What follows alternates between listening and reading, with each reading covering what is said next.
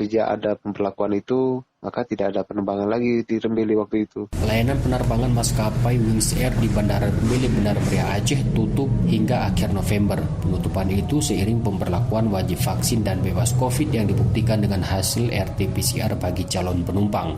Informasi ini disampaikan manajer Airport Wings Air di Bandara Rembele, Erwanda, kepada RRI. Erwanda belum dapat memastikan kapan jadwal penerbangan Wings Air di Rembele kembali beroperasi.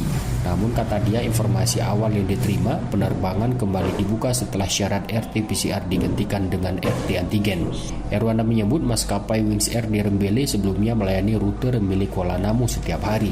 Selama pandemi, katanya, layanan penerbangan kerap terjadi perubahan menyesuaikan dengan jumlah penumpang. Bahkan kata dia, sebelum penerbangan di-cancel, layanan penerbangan terakhir kali melayani rute Rembele Kuala Namu pada hari Senin, Kamis, dan Sabtu. Selama masih ada pemberlakuan penerbangan untuk menggunakan PCR, kita sementara nggak open dulu. Ini kan baru keluar nih kebijakannya, diperpanjang lagi masa pemberlakuan PCR ya kan, sehingga rencana tadi mau open nggak bisa open lagi gitu. Sementara ini saat ini yang udah terbang itu Lux Maui. Untuk diketahui, Direktorat Jenderal Perhubungan Udara Kementerian Perhubungan RI menerbitkan aturan terbaru tentang syarat penerbangan.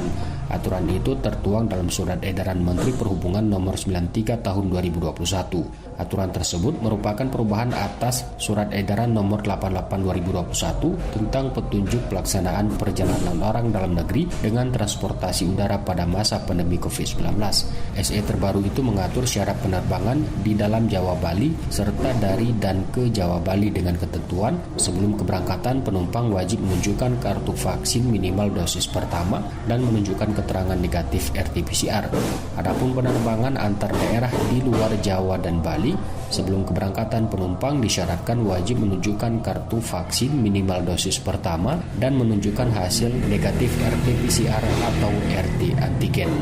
Muhammad Sanusi, RRI Takengon, melaporkan.